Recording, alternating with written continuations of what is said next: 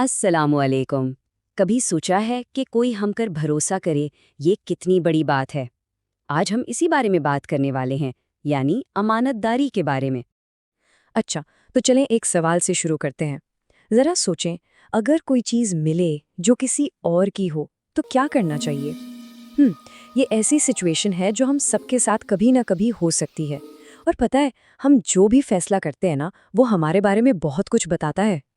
और सच पूछें तो कभी-कभी हम सब थोड़े लापरवाह हो जाते हैं ना, जैसे किताबों का ख्याल ना रखना या स्कूल बैग का बिखरा पड़ा होना। ये बातें छोटी लगती हैं, पर असल में कहानी यहीं से शुरू होती है।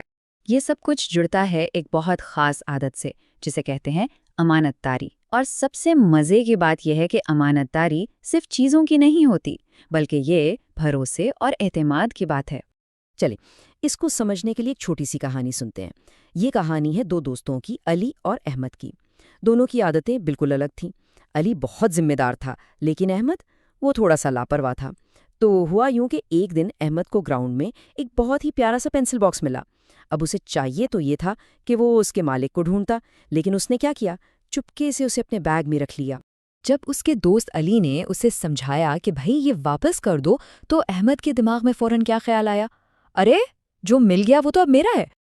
लेकिन कहानी यहाँ ख़त्म नहीं हुई। अगले दिन क्लास में एक बच्ची बहुत रो रही थी। पता है क्यों? क्योंकि वो पेंसिल बॉक्स उसी का था और वो अपनी चीज़ खो जाने पर बहुत बहुत उदास थी। ये देखकर अली ने अहमद को बहुत प्यार से समझाया कि दोस्त, ये सिर्फ एक चीज़ की बात नहीं है।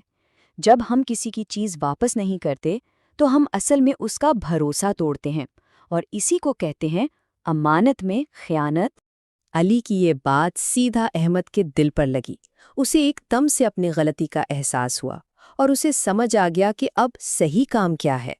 और जब अहमद ने सच बताया तो उसकी टीचर ने उसे डांटा नहीं, बल्कि उन्होंने मुस्कुराकर उसकी हिम्मत बढ़ाई और कहा, पता है, अपनी गलती मान लेना ये भी बहुत बड़ी बहादुरी है। तो अहमद ने क्या किया? उसने सिर्फ पेंसिल बॉक्स वापस नहीं किया, बल्कि उसने एक बेहतर इंसान बनने का सफ़र शुरू किया। सबसे पहले उसने अपनी गलती मानी, फिर चीज़ वापस की, फिर उसने सीखा कि जिम्मेदार कैसे बनते हैं, और आखिर में उसने सबका भरोसा जीत लिया। और जानते हैं, इस एक अच्छे काम के बाद अहमद में कितनी ज़बरदस्त तब्दीलियां आईं। वो अपनी किताबों का भी ख्याल रखने लगा। दोस्तों से अगर कोई चीज़ या पैसे लेता तो वक्त पर वापस करता।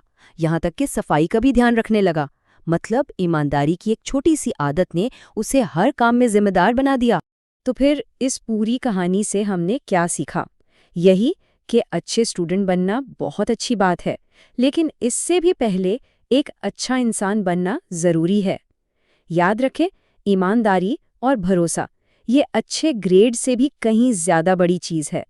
तो आखिर में एक सवाल सबके लिए, अगर कल किसी की कोई खोई हुई चीज़ मिल जाए तो क्या करेंगे? इस पर ज़रूर सोचिएगा।